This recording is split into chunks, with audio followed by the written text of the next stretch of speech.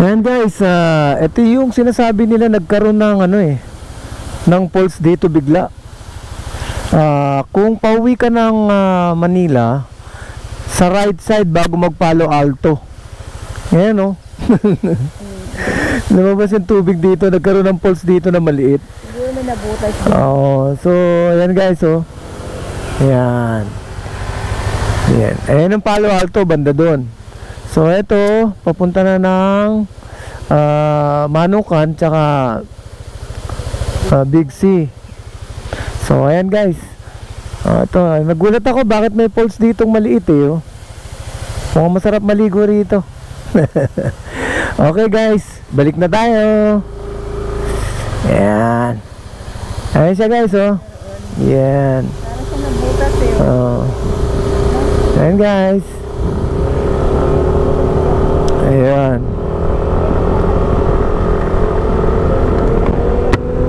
Okay naman siya. So, yun.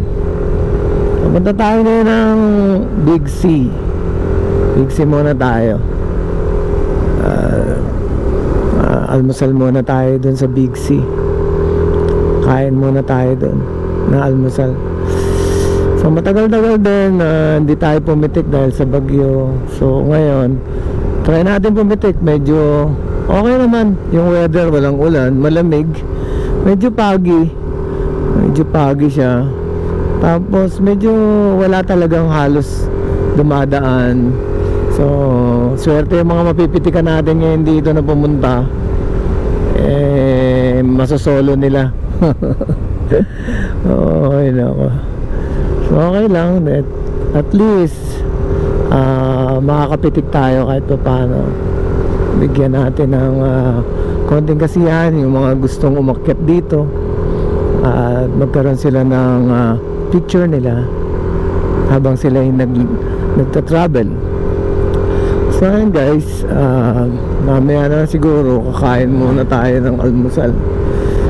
Early morning ngayon, check time 7:45 ng umaga, September 5. So yan, dito tayo.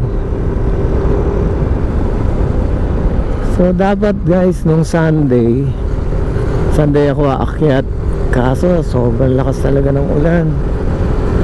At wala din naman mga makyat kasi syempre mahirap. So yun, pitik sana tayo ng Sunday, hindi tayo makapitik kasi basang-basa na tayo sa ulan. So at saka wala namang masyadong dumadaan, walang umakyat masyado nung Sunday kasi foggy and zero visibility, tapos lakas pa ng ulan. So ayun guys, medyo ngayon tahimik. Siguro mamaya, medyo mamaya, pati yung mga mamimitik wala akong nakikita So parang normal lang na dadaan ka, tapos pa-travel ka lang, yan. Wala ka na yung expect na may pipitik sa'yo.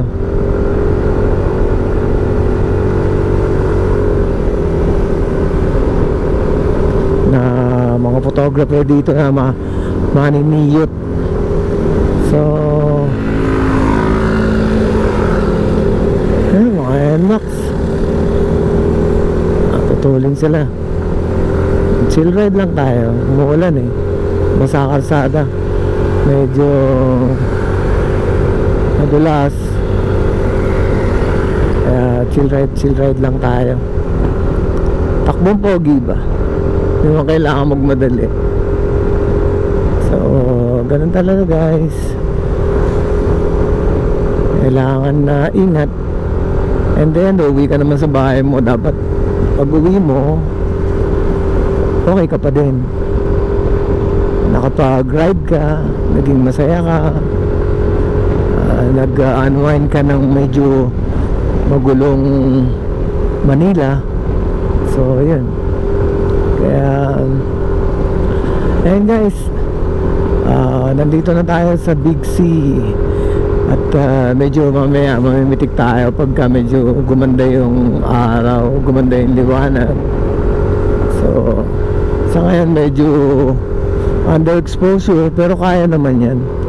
Kahit underexposure yung lalabas sa picture. Sana mamaya magpakita si Haring Araw para naman na makakuha tayo ng magandang picture sa mga lods natin na pumakyat dito. Ayan. So pangilan guys, ang nakikita ko nakamotor. So ayan, nandito na tayo sa Big C. Ayan guys, mag-almusal muna tayo dito. So ayan po si Big C, ano yan, the cafe. So dito muna tayo guys.